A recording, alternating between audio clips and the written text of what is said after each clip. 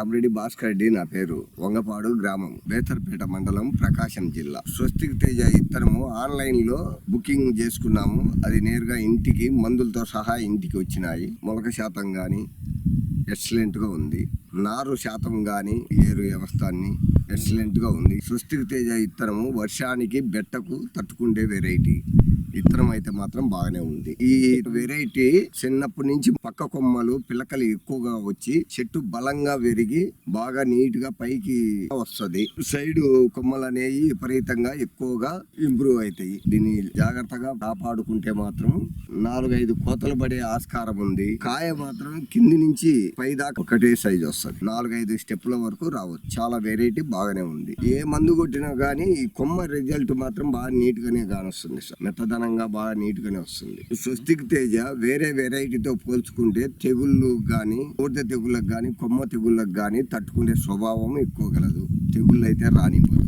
ఇత్తనం మాత్రం వెరైటీ బాగానే ఉంది. వేరే వెరైటీతో పోల్చుకుంటే మాత్రం ఇది నల్లికి తట్టుకునే స్వభావం ఉంది.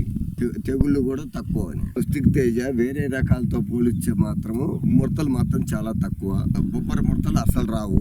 కాయలు మాత్రము నిండు ఎరుపు రంగు. కాయ సైజు బాగుంది. ఒక్కొక్క కాయలో గింజలు 70 నుంచి 90 మధ్యరాలు ఉండేటట్టుంది. నీట్ గానే ఉంది. కాయ మాత్రము ఈ సంవత్సరం బాగానే మార్కెట్ లో రేటు బాగానే పడుతుంది. మొన్న కాయలు ఎత్తకపోతే మాత్రము 19,000 ఉంటే 19,000 రేటు టాప్ రేటే పడ్డది.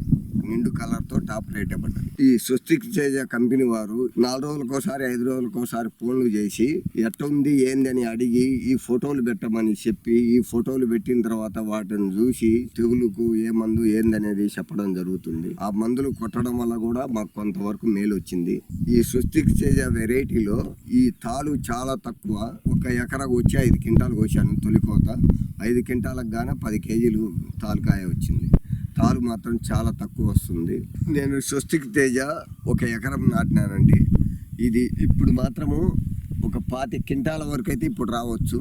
బాగా వాతావరణం అనుకూలిస్తే 40 అయితే రావచ్చు. కంపల్సరీగా రావచ్చు అండి. ఇత్తనం వెరైటీ అయితే బాగుంది. నేను కూడా రైతును కాబట్టి యథార్థంగా చెబుతున్నాను. ఈ ఇత్తనం అయితే మాత్రం బాగా చిక్కటి కాపు. ఒక గెనుపు దగ్గర 2-3 కాయలు వస్తాయి. కోత కూలీలకు కూడా చాలా మేలు వస్తుంది కోయడానికి. నల్లికి తెగుళ్లకు తట్టుకునే స్వభావం ఉంది. కాయ ఎరుపు, రేటు మాత్రం టాప్ లో పడుతుంది. అందువల్ల నేను కూడా వచ్చే సంవత్సరానికి కూడా ఆన్లైన్ లో బుక్ చేసుకున్నా. ఇత్తనము 2 ఎకరాలు నాటదలుచుకున్నాను. ఈ స్వస్తిక్ తేజ ఇత్తనము రైతులు ఎవరైనా వేసుకోవచ్చండి. ఇత్తనం మాత్రం బాగుంది. స్వస్తిక్ తేజ.